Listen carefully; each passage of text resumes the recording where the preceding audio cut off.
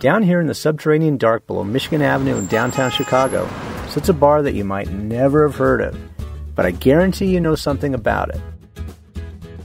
The bar is called the Billy Goat Tavern. Heard of it? No? Well, just wait a bit, and maybe you'll have that aha moment. The Billy Goat Tavern sits at 430 North Michigan Avenue, number 1, in Chicago, Illinois.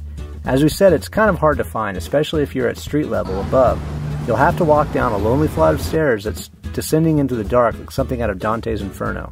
The risk, though, is well worth it. Here, at Billy Goat Tavern, history truly exists. To learn about this history, we sat down with owner Williamsianis and his son, Bill. What we got was one of the most colorful bar histories we found yet. Yeah, my great uncle, he started in 1934,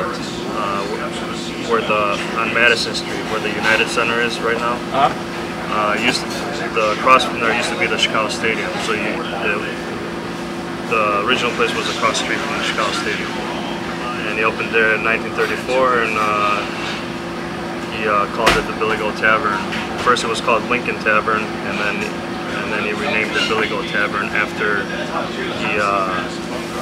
a truck ran by the place and a goat fell off the truck, and decided to keep the goat as like a mascot, and renamed the place Billy Goat Tavern. Took on the nickname Billy Goat, and that's how it started. Bill's great uncle, Greek immigrant Williamsianis, was somewhat of a character, which is putting it mildly. He brought the Billy Goat named Murphy into the bar. He grew out a goatee, and he changed his own name to Billy. And the goat, they teach him how to do that, and he goes and block the ladies' washroom. He blocked the ladies' washroom? Sits on the bed there. Sit down.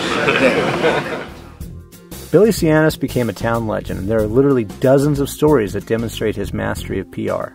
Like the one where in 1944 the Republican convention set up shop across from his tavern and their buses blocked his entrance.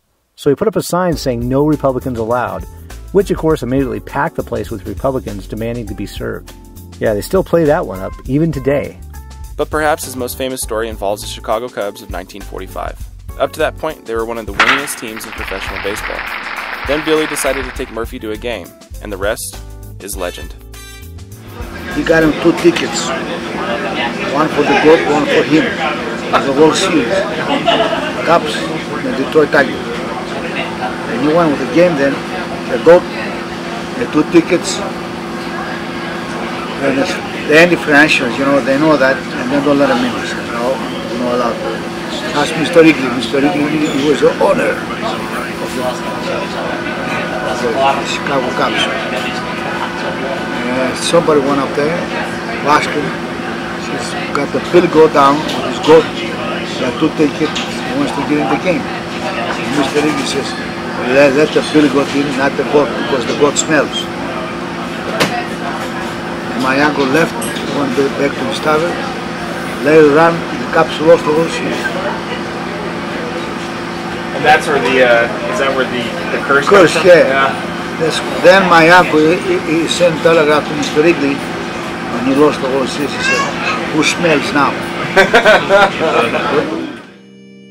After the Tigers beat the crap out of them in that series, the Cubs went on to become one of the losingest teams in baseball.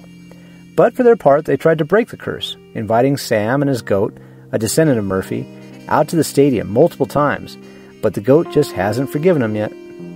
The other thing that put the Billy Goat Tavern on the map was this. That's right, their hamburger. Or should we say cheeseburger? Or should we say Cheeseburger, Cheeseburger, Cheeseburger! People were still coming in. It says, you want a hamburger? One hamburger with cheese, hamburger with cheese, hamburger with cheese. But me, I was telling my cook, cheeseburger. Cheeseburger. Then they want fries. I have no fries. We have no fries. No fries chips. No Pepsi Coke. Let's go start.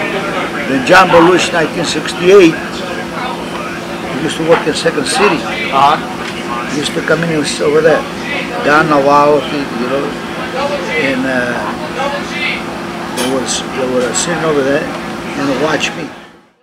As you might have noticed, Mr. Sianis has a pretty heavy Greek accent, as did those who worked for him back in the 60s. The cast of Saturday Night Live, including Belushi, Dan Aykroyd, and Bill Murray, portrayed this back and forth order of cheeseburgers, no fries, chips, and no Pepsi, Coke in the skit called Olympia Cafe. Double cheese! 2 cheeseburgers!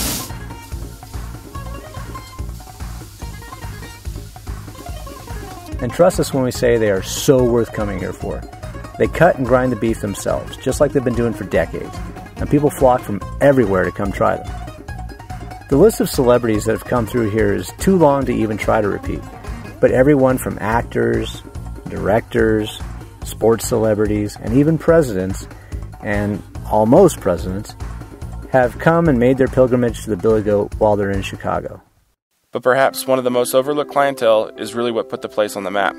The Billy Goat Tavern's location put them right next to the Chicago Tribune building and the now closed Chicago Sun-Times.